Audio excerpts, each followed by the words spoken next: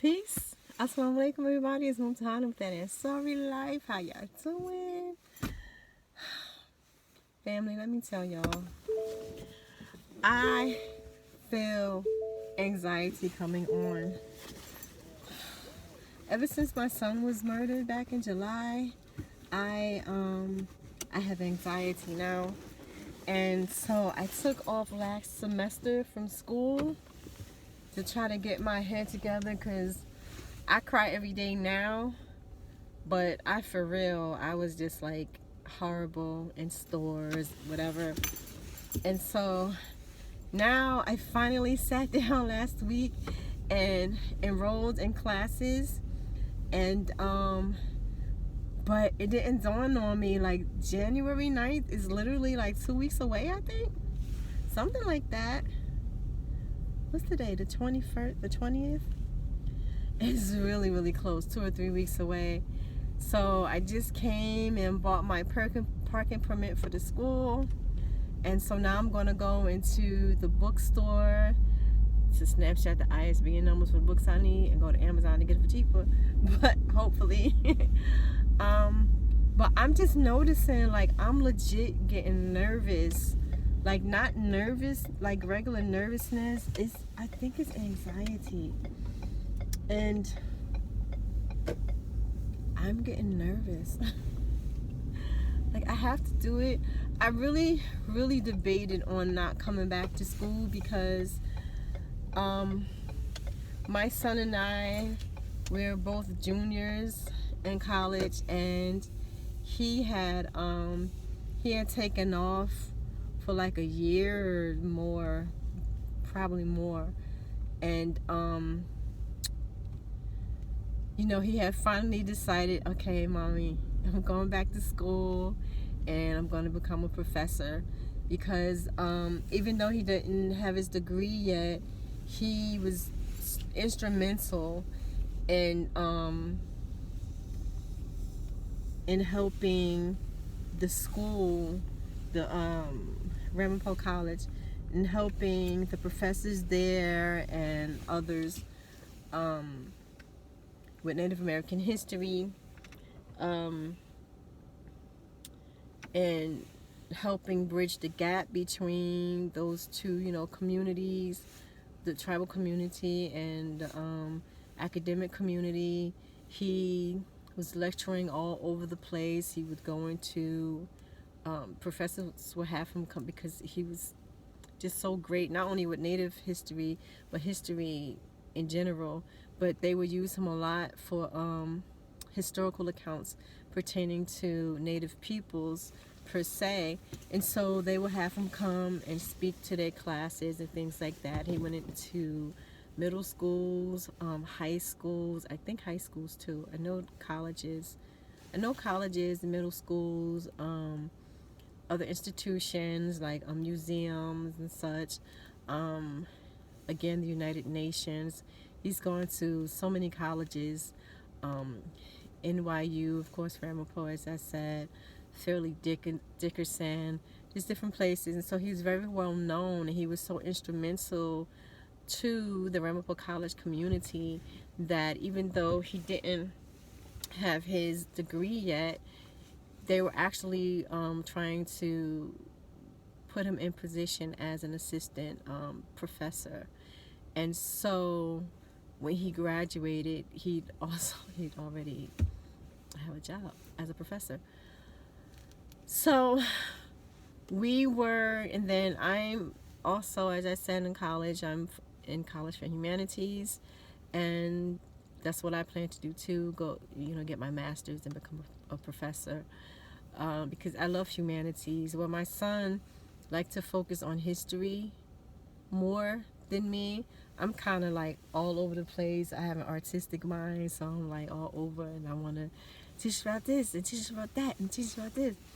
And so, but we had plans to do this together, and it's like making me emotional to think about it. We had plans to do this together, and as I said in another video, I think recently, I don't know if I put it on this channel, but we had already been we had already started coordinating on projects together, and we were moving forward. We were planning to do something together this past summer, but of course he was murdered before that took place. And we were like putting together lectures and stuff like that. So I was trying to bring him over to my school. I had already talked to history professor about it, and I was putting together a few lectures to going to different educational environments to be able to speak there. And so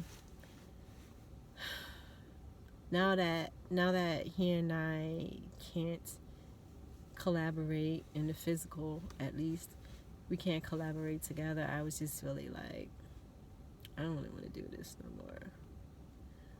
But of course I know that's not what he would want, for me to not go to school, to not finish up, because he was so incredibly proud that I had gone back to school, because I'm such a lover of education as he is, and a lover of educating. And so now that all my children are adults, it was like, okay, let me go ahead and do me. So he was just so incredibly supportive and on board for that. So I know he wouldn't want me to not go, but it's just really a lot. And then now, I have Beyond Clouds, and also the Women Are Medicine Healing Initiative through Beyond Clouds, or sort of under the Beyond Clouds umbrella, and so many things that I have coming up. It's just a lot. Ooh, it's a lot. No wonder I have anxiety. But so I'm putting school back on the plate, and we'll see how it goes. I'm sure it'll go well, because I'm super competitive, like with myself. So I've been getting all A's, so that means I have to continue getting all A's, and I need to get on the dean's list, kind of thing. So I don't know, but I'm already feeling it. I actually, so at the beginning of this, when my son again was murdered, that may sound harsh, but it is what it is, and I don't try to run away from that, and I want it to be known that he was murdered. But when that first happened, it was a humongous weight, and all the rumors and things that were being spread, about, oh, this is why it happened, and this is how it happened, and this and that and that and this, and from the tribal community as well as the Muslim community, and it was just heavy. And then 2 weeks later, my father passed away. So then, I took care of that situation, and so it was just a lot. And then I sort of had an emotional breakdown from it all. And so I'm a nurse. I know I don't want to mess no Ativan and nothing like that. And so I ended up, my girlfriend was like, yo, go and get some CBD. And I was like, I might die. And he's like, yo, it's not going to make you high. Just take it. So I went and got Martha Stewart, of course, her CBD gummies. And what made me feel okay about it is that, first of all, I'm not against narcotics for medicinal purposes necessarily, but I'm a natural girl, and so I prefer natural medications, whatever it is, chamomile, whatever.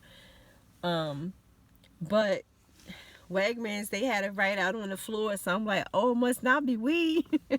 I know this, but still inside of me I'm like, but it's marijuana, right? But so I took it, and I think that it relaxes me, The first couple of times, first of all, it took me a whole 5 months over 5 months. What's today? It took me a whole 5 months to actually finish 10 of them. And so the first couple of times I took it, like I went to sleep. And I was like, I don't know if it helped anything because I went to sleep. And they're like, that means it worked. That's not what it was. I was just extremely tired, like extremely tired. Because I've taken it several times since then. And I just be up. It doesn't, I mean, I don't mean up like hyped up or anything. But I'm still doing whatever I need to be doing, cleaning the house, whatever.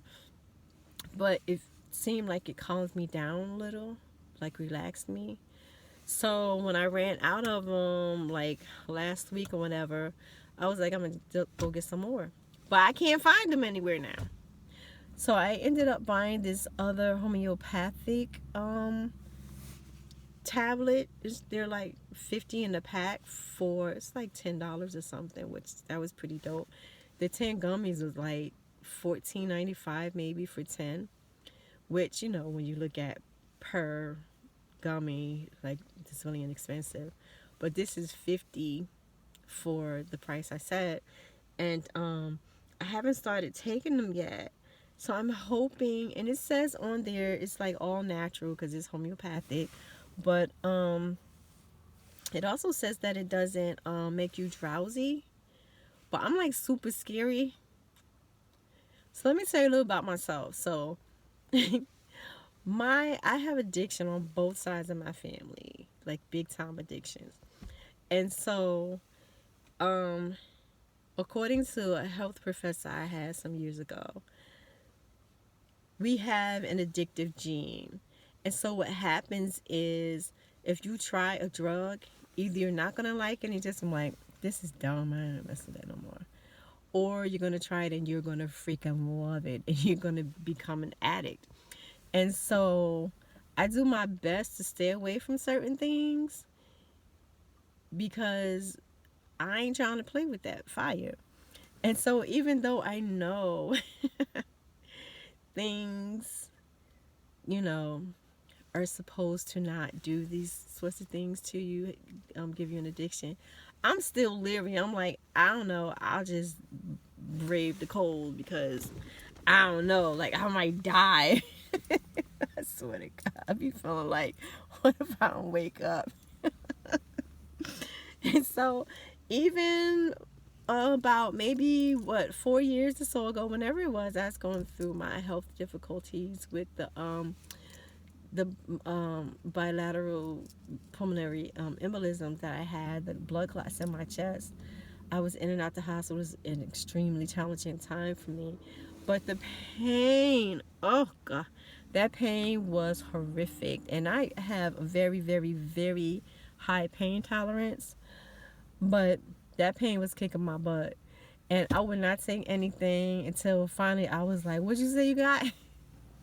So they gave me morphine. Morphine didn't work. Oxy didn't work. I think they gave me tramadol. Tramadol didn't work. They finally gave me this other med, and I cannot, I always forget the name of it. It's like ibuprofen, but to the max. And like you can't take more than 5 of these because it'll like break down your liver like immediately, like well almost immediately. So that was the only thing that helped me. And so when I went home, they extremely reluctantly, like the doctor did not want to give me any of these to take home. And so I think he gave me 5. And he was like, do not only take this if you absolutely have to. When I tell you I still got those pills in my house, all these years later, I think I may have taken one, I think, maybe, but they're still in my house. Because I ain't about that life. I'm so scared of getting... I grew up... My mother never did drugs or anything like that. My mom was a good girl. And my great-grandmother. Everybody else around me were alcoholics and or drug addicts. So I grew up very, very much drowning in that world. And then I grew up, you know, in the hood, in the ghetto. And then right when I was a preteen is when crack hit, and my building was a huge crack dealer um, facility. I don't know what you call it. They literally would come into my building like every day, like it was a regular job, and sell their crack. And so I smell. I know to this day what crack smells like. I remember it was like nasty smell. You know, going up the stairs to the third floor as a little girl or a young girl, you know, smelling the crack, seeing people cracked out, seeing women who were like down for doing whatever to get them some crack. It was just like crazy. So I was just immersed in it. And I don't want any of that. So somewhere in my mind, even though I know logically, well, you're not going to die from doing like a little homeopathic tablet under your tongue. But the other part of me is like, no! But anyway, I'm going to do something about this anxiety. I don't know. I can't smoke weed. So, plus from the story I just told you, you know, I won't be trying that anyway. They say weed is the gateway drug, and I believe it. So I'm going to run in here and take some snapshots of these books and maybe do a little work on the computer. And y'all make dua for me that I do well and that, you know, I can represent my son in a really cool, positive way, and that above all, I can use this expensive behind degree to actually help the people.